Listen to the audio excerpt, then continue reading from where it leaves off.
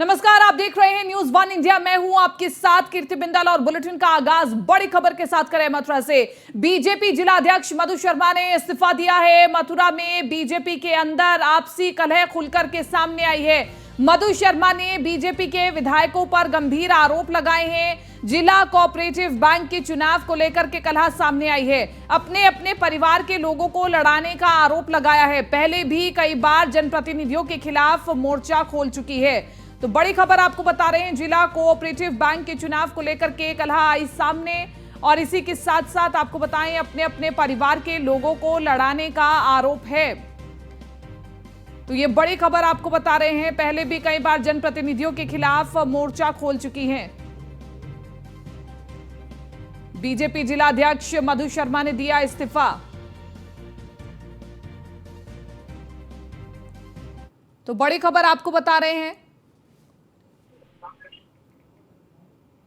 महेश सिंह ज्यादा जानकारी के साथ संवाददाता बने हुए फोन लाइन पर। महेश, क्या है ये पूरा मसला, क्यों बीजेपी जिलाध्यक्ष मधु शर्मा ने इस्तीफा दिया? हम आपको बता दें, मधु शर्मा लगातार उनको अपमानित किया जा रहा है, वो अपमानित महसूस भी कर रही थी। और उनका कहना ये है कि कार्यकर्ताओं के सम्मान के लिए उन्होंने अपना इस्तीफा दिया है। उनका कहना ये है कि भाजपा भारतीय जनता पार्टी को तो अच्छा बता रही है, लेकिन उनको जहाँ जिले स्तर पर कार्यकर्ताओं को सम्मान नहीं मिलता। दूसरा, कोऑपरेटिव बैंक का जो अभी चुनाव हुआ उसमें अध्यक्ष जो नियुक्त किया गया है, या आपको बताएं यहाँ पर उपभोक्ता फोरम का अध्यक्ष जो नियुक्त किया गया है, उसमें जाटों को महत्व दिया गया है। इस बात का बहुत ही ज्यादा नाराजगी भी है। और उनका कहना यह है कि इनमें ये यहाँ के जो विधायक हैं, इनका बहुत ज्यादा हस्तक्षेप रहता है। इस कारण यहाँ पर जो कार्यकर्ता हैं, जो जमीनी स्तर पर कार्य करते हैं, उनको सम्मान नहीं मिल पा रहा है, इसलिए उन्होंने इस्तीफा दिया। इसके अलावा अगर बात करें, जब से यहाँ पर जो अभी यहाँ पर नगर निगम के मेयर बने हैं, ये महानगर अध्यक्ष रहे हैं भारतीय जनता पार्टी के, लेकिन उन्होंने भी हमेशा मधु शर्मा को अपमानित करने की कोशिश की। क्योंकि जब भी मुख्यमंत्री यहाँ आए हैं, यहाँ पर जब भी मुख्यमंत्री का आगमन हुआ है, या होर्डिंग या जो भी पैनल लगे हैं, हर जगह पर उनका फोटो लगता था। कभी भी जिला अध्यक्ष का फोटो किसी भारतीय जनता पार्टी के कार्यकर्ता के द्वारा, या भारतीय जनता पार्टी के जो यहाँ का जो पूरी जिला अध्यक्ष है, जो कार्यकर्ता हैं, उन्होंने फोटो नहीं लगाया। लगातार मधु शर्मा अपने आप को अपमानित महसूस कर रही थी, और इसीलिए मधु शर्मा ने इस्तीफा दिया। उनका कहना यह है, कार्यकर्ताओं के सम्मान के कारण इस्तीफा दिया है। भारतीय जनता पार्टी कार्यकर्ताओं की पार्टी है, लेकिन जिला स्तर पर कार्यकर्ताओं को बिल्कुल देखा नहीं जा रहा, ना उनकी सुनी जा रही है। ठीक है महेश सिंह, शुक्रिया तमाम इस जानकारी के लिए। दिल्ली से अगली बड़ी खबर आपको बता दें, उत्तर प्रदेश के विभाग कर रहे फिजूल खर्ची। दिल्ली में यूपी के विभाग लाखों का खर्चा कर रहे हैं, और इसी के साथ साथ कार्यालय के किराए में जा रहे सरकार के लाखों रुपए। यूपी के एनबीसीसी के ए ब्लॉक में है सरकारी कॉम्प्लेक्स, और एनबीसीसी कॉम्प्लेक्स में स्थानीय आवास आयुक्त का है कार्यालय। विभागों की हट धर्मिता की वजह से लाखों का हो रहा है नुकसान। सूचना, न्याय, ट्रेजरी विभाग शिफ्ट होने को तैयार नहीं है। पर्यटन विभाग शिफ्ट हो गया है, अन्य विभाग शिफ्ट नहीं हो रहे हैं। तो देखिए, बड़ी खबर आपको बता रहे हैं, एनबीसीसी कॉम्प्लेक्स में स्थानीय आवास आयुक्त का है कार्यालय, और इसी के साथ साथ विभागों की हट धर्मिता की वजह से लाखों का नुकसान हो रहा है। यूपी के विभाग फिजूल खर्ची कर रहे हैं दिल्ली में। सूचना, न्याय, ट्रेजरी विभाग शिफ्ट होने को तैयार नहीं है। आशीष चतुर्वेदी हमारे साथ इनपुट एडिटर बने हुए हैं फोन लाइन पर। आशीष, बताएं कि उत्तर प्रदेश के विभाग किस प्रकार से फिजूल खर्ची कर रहे हैं दिल्ली में? देखिए, मैं आपको बता दूं कि उत्तर प्रदेश के जो विभाग हैं दिल्ली में, उनकी सबके कार्यालय अलग अलग थे, लेकिन सरकार ने एक ही जो एनबीसीसी कॉम्प्लेक्स है एम्स के सामने, वहां पर एक स्पेस लिया सभी का ऑफिस बनाने के लिए, कि एक ही ऑफिस में सभी डिपार्टमेंट आ जाएंगे, सभी विभाग आ जाएंगे एक छत के नीचे। उसमें काफी रिनोवेट करवा दिया, उसको बनवा दिया, उसमें फर्नीचर लगवा दिया, उसमें ऑफिस सेटअप करके दे दिया। लेकिन आरसी ऑफिस, जो रेजिडेंट कमिश्नर का ऑफिस है, वो और पर्यटन विभाग, इनके अलावा कोई भी विभाग जो है वो वहां पर ऑफिस में नहीं जा रहा है। जिसके जिसकी वजह से दो जो है कारण है।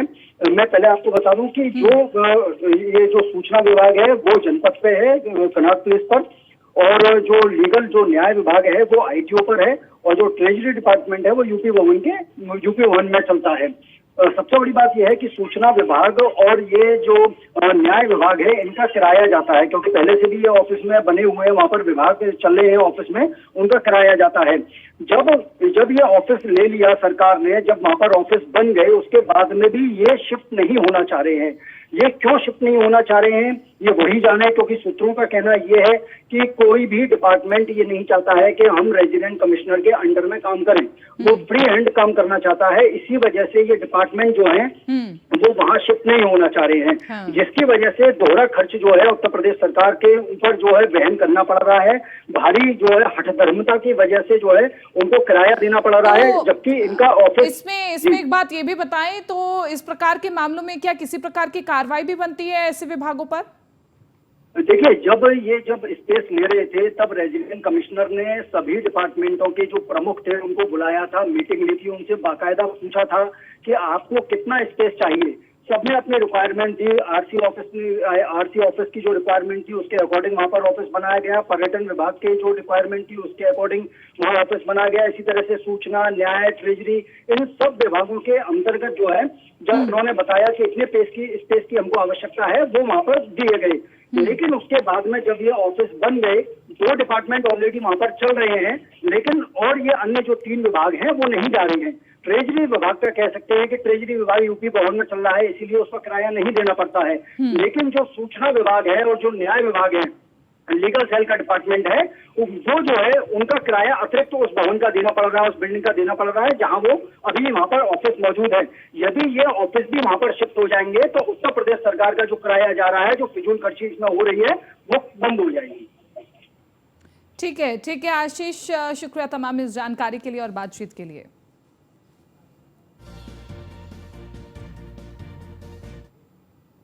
और अगली बड़ी खबर का रुख कर लेते हैं। मेरठ से एक बड़ी खबर आ रही है जहां पर बजरंग दल के कार्यकर्ताओं ने खूब हंगामा किया है।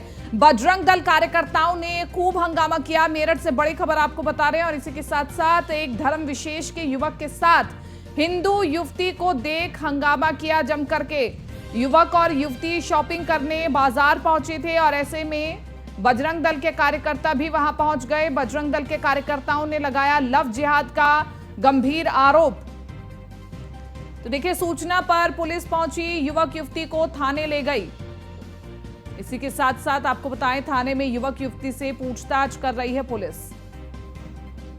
मेरठ से अतुल शर्मा ज्यादा जानकारी के साथ संवाददाता बने हुए फोन लाइन पर। अतुल, कुछ तो ये लव जिहाद के मामले बिल्कुल सच में सामने आ रहे हैं, बहुत ज्यादा बढ़ते जा रहे हैं, लेकिन कुछ इस प्रकार की भी जो घटनाएं सामने आ रही हैं वो भी सराहनीय नहीं है कि बजरंग दल के कार्यकर्ता किसी को भी पकड़ करके हंगामा खड़ा करे।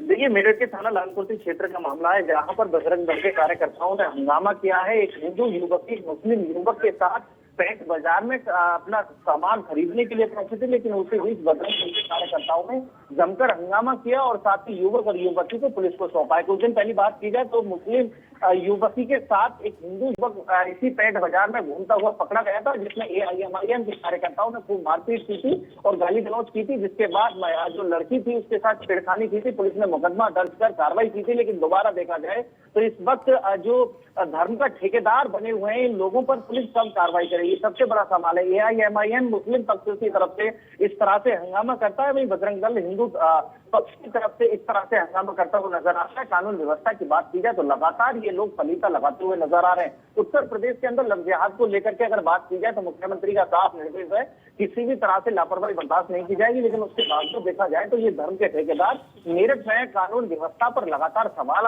खड़े कर रहे हैं। जो लड़कियां हैं वो हिंदू लड़कों के साथ घूम नहीं सकती हैं, वहीं मुस्लिम लड़कों के साथ हिंदू लड़की नहीं घूम सकती। इस तरह के मामले कहीं ना कहीं चिंताजनक है और इस वक्त अगर मेरठ पुलिस की बात की जाए तो कहीं ना कहीं शर्मनाक घटनाओं पर सख्ती से कार्रवाई करती हुई नजर आ रही है। ठीक है अतुल, शुक्रिया तमाम इस जानकारी के लिए और बातचीत के लिए। तो देखिए, बजरंग दल के कार्यकर्ता अब लगातार एक्टिव हो रहे हैं और इस प्रकार की घटनाओं पर नजर बना करके रखे हुए हैं। लखनऊ से अगली बड़ी खबर आपको बता रहे हैं, जहां पर एक फर्जी लेटर वायरल होने की बात कही जा रही है। सिंचाई विभाग का फर्जी लेटर वायरल हो रहा है। तो बड़ी खबर आपको बता रहे हैं, सिंचाई विभाग का फर्जी लेटर वायरल। विभाग में 85 लोगों की नौकरी का लेटर जारी किया गया है। इसी के साथ साथ आपको बताएं कि सिंचाई विभाग के E4 के नाम पर लेटर जारी हुआ है।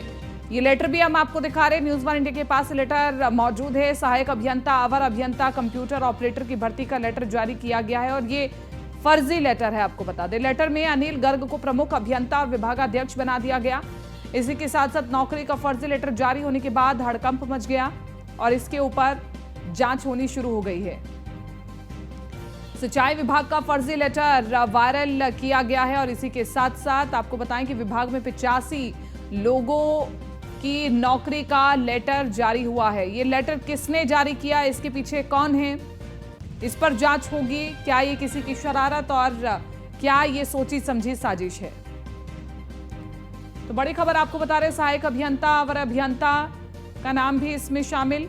लेटर में अनिल गर्ग को प्रमुख अभियंता और विभागाध्यक्ष बना दिया गया। नौकरी का फर्जी लेटर जारी होने के बाद हड़कंप मचा।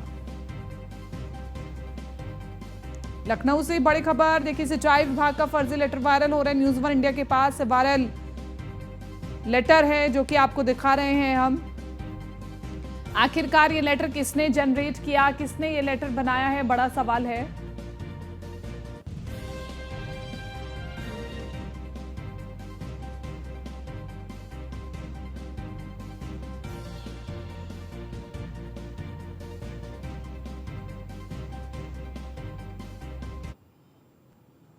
हाथरस से अगली बड़ी खबर आपको बता दें, डॉक्टर की मनमानी के खिलाफ आक्रोश में है गौ सेवक। तो बड़ी खबर आपको बता रहे हैं, मनमानी को लेकर के गौशाला में बनी पानी की टंकी पर चढ़े गौ सेवक।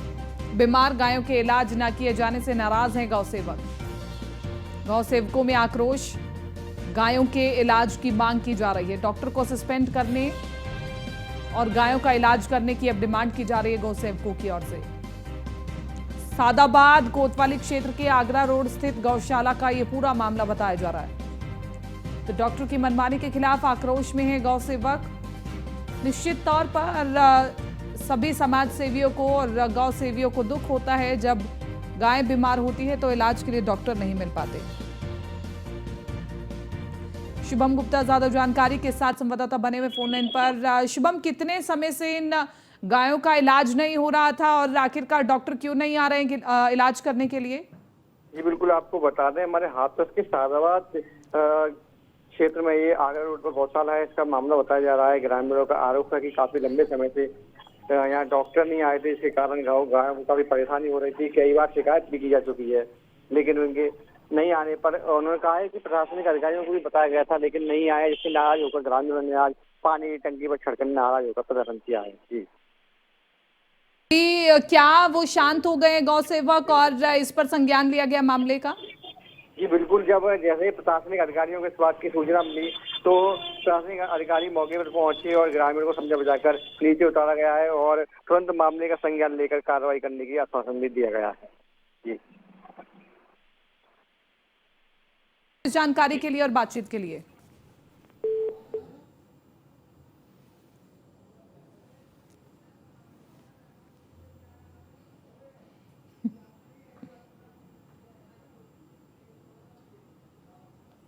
फिर अपने रुख से पलटे ओम प्रकाश राजभर। योगी से मुलाकात की खबर को किया सिरे से खारिज। गेस्ट हाउस में उनके और सीएम योगी के होने की बात को कहा संयोग। मुलाकात से किया साफ इनकार। ओपी राजभर के बेटे ने की थी मुलाकात की पुष्टि। जातिगत जनगणना पर विपक्ष के साथ जाने को तैयार हैं। क्या राजभर को अभी बीजेपी भाव नहीं दे रही है, बड़ा सवाल है। और क्या राजभर की दाल बीजेपी के साथ नहीं गल रही है और बीजेपी राजभर को एक्सेप्ट नहीं कर रही है, या फिर राजभर को विपक्ष भी एक्सेप्ट करने के लिए तैयार नहीं है? इनमें से कोई भी परिस्थिति हो सकती है। लेकिन इस बीच महत्वपूर्ण यह है कि ओपी राजभर ने यह साफ इनकार कर दिया है कि उनकी मुलाकात मुख्यमंत्री योगी आदित्यनाथ से नहीं हुई है। महज योगी से मुलाकात की खबर को सिरे से खारिज किया है। गेस्ट हाउस में उनके और सीएम योगी के होने की बात को उन्होंने संयोग कहा है, लेकिन पिछले कल से ही एक फोटो ट्रेंड कर रही है मुख्यमंत्री योगी आदित्यनाथ और ओपी राजभर की मुलाकात की। बहरहाल उस तस्वीर को देख करके फिर क्या सवाल खड़ा किया जाए, या तो फिर ओपी राजभर झूठ बोल रहे हैं या फिर उस तस्वीर के भी कई अलग मायने हैं। तो देखिए, ओपी राजभर बेटे ने ही मुलाकात की पुष्टि की थी, लेकिन अब ओपी राजभर ने इस खबर को सिरे से नकार दिया है।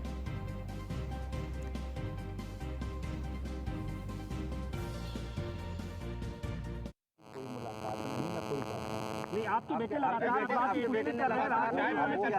चाय पर भी आप लोग बैठे थे, ऐसा कुछ आपके बेटे ने पूछा नहीं, ऐसा कुछ कहीं ऐसा तो नहीं लखनऊ जाकर सारा कुछ बताएंगे? नहीं, ऐसा कुछ नहीं ना, लखनऊ बताने का हम संभावनाएं क्या है, संभावनाएं क्या, सियासत संभावनाओं का खेल होता है। देखिए, जो चर्चा है वो शादी का कार्यक्रम था। शादी के कार्यक्रम में जैन जी भी आए, राम गोविंद चौधरी जी भी आए, अंबिका चौधरी जी भी आए, उसी में प्रदेश अध्यक्ष भूपेंद्र चौधरी जी भी आए, पूर्व मुख्यमंत्री केशव मौर्य जी भी आए, तमाम लोग आए। तो ये तो एक संबंध है अपना, तो संबंध के नाते सभी दलों के लोग आए, हमारी उनकी कोई मुलाकात नहीं।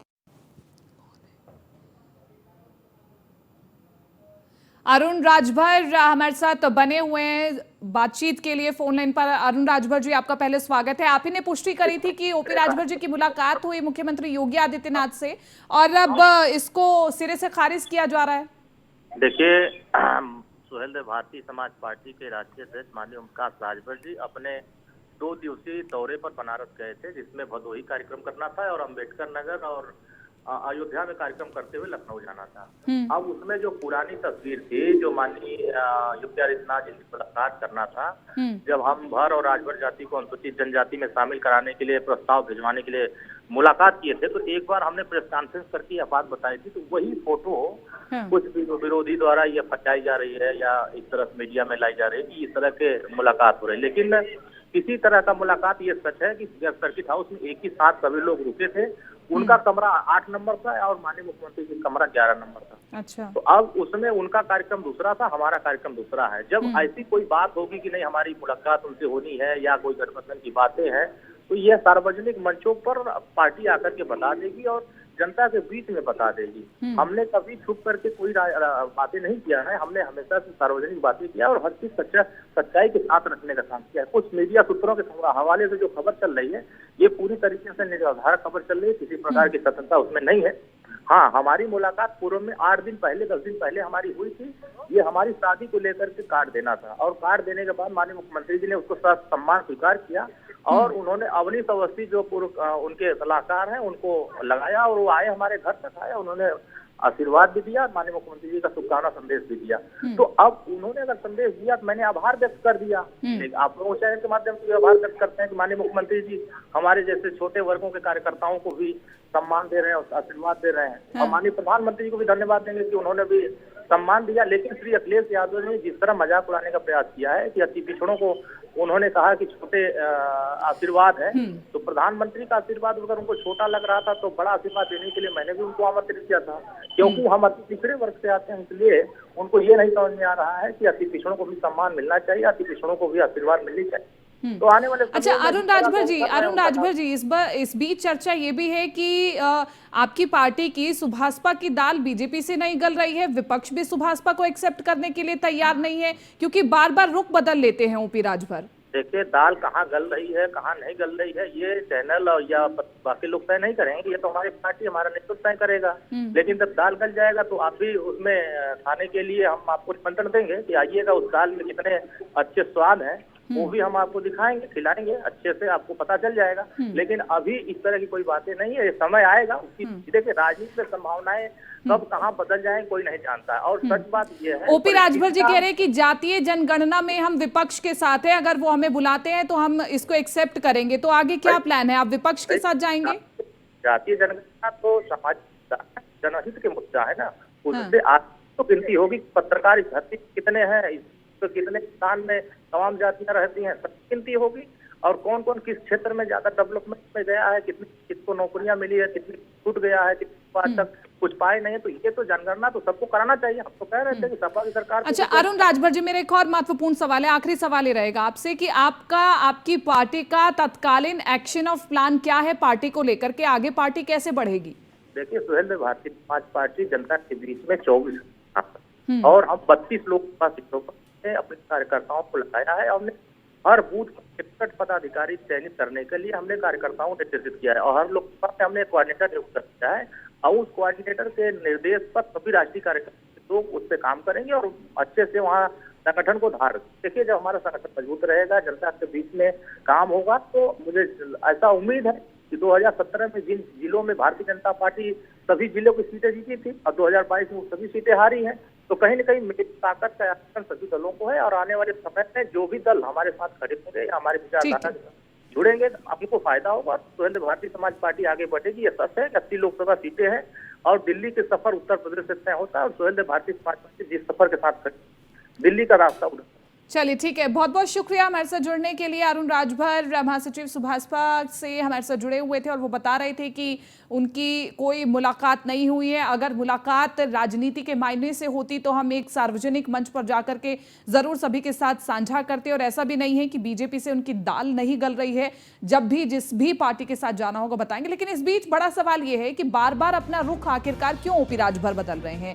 क्या बीजेपी ओपी राजभर को भाव नहीं दे रही है? क्या ओपी राजभर की शर्तों पर बीजेपी संतुष्ट नहीं है? ओपी राजभर को अपनी शर्तों पर साथ लाना चाहती है क्या बीजेपी? ये भी बड़ा सवाल है। पहले के अनुभव से सबक लेकर बीजेपी फूंक फूंक कर कदम बढ़ा रही है। अगर बीजेपी के साथ राजभर नहीं आना चाहते तो बार बार बीजेपी नेताओं से आखिरकार क्यों मुलाकातें हो रही हैं? डिप्टी सीएम ब्रिजेश पाठक और मंत्री दयाशंकर सिंह से क्यों मिल रहे हैं राजभर? अगर शिष्टाचार मुलाकात कर रहे हैं तो कितनी बार ये शिष्टाचार मुलाकात होगी? कितनी बार आप संदेश देंगे जनता को कि देखिए मुलाकातें तो हो रही हैं लेकिन ये शिष्टाचार मुलाकातें हैं? अकेले में राजभर की सियासत के लिए कितनी गुंजाइश है? क्या यूपी की सियासत के पलटूराम बन गए हैं ओपी राजभर और ओपी राजभर पर विश्वास करना अब सभी पार्टियों के लिए मुश्किल हो गया है? ये तमाम बड़े सवाल हैं। और देखिए 2024 मिशन 2024 हर पार्टी के लिए महत्वपूर्ण है। ऐसे में छोटे दल भी बहुत जरूरी हैं। लेकिन अगर हम जब सुभाषपा की बात करते हैं तो सुभाषपा में विशेषकर ओपी राजभर की जो नियति रही है उस पर विश्वास करना सभी पार्टियों के लिए थोड़ा मुश्किल है। बड़ी खबर इस बीच हम बता देते, इसी से जुड़ी हुई सीएम योगी और ओपी राजभर की मुलाकात पर अरुण राजभर की सफाई, क्योंकि अभी हमने अरुण राजभर जी से चर्चा की। उन्होंने कहा कि राजनीति के मायने से कोई मुलाकात नहीं हुई है। अगर राजनीति के मायने से मुलाकात होती तो हम एक सार्वजनिक मंच पर उसे जरूर साझा करते। लेकिन बड़ी बात यह भी है कि अरुण राजभर ने न्यूज़ वन इंडिया से बातचीत में सीएम योगी की तारीफ करी, प्रधानमंत्री नरेंद्र मोदी की तारीफ करी, लेकिन अखिलेश यादव पर नाराज नजर आए अरुण राजभर। तो राजनीति के मायने से कोई मुलाकात नहीं है, अरुण राजभर ने कह दिया है। दूसरी ओर अरुण राजभर अखिलेश जी से नाराज नजर आते हैं तो ओपी राजभर ये कहते हैं कि अगर जातीय जनगणना पर चर्चा होती है या फिर उस पर विपक्ष एकजुट होता है तो हम विपक्ष के साथ जाने के लिए तैयार है। लेकिन विपक्ष भी राजभर जी को टोक नहीं रहा है, ये भी अपने आप में महत्वपूर्ण है। तो अरुण राजभर ने सीएम योगी और प्रधानमंत्री नरेंद्र मोदी की तारीफ करी है। फिलहाल इस बुलेटिन में मेरे साथ इतना ही, लेकिन खबरों का सिलसिला लगातार जारी रहेगा।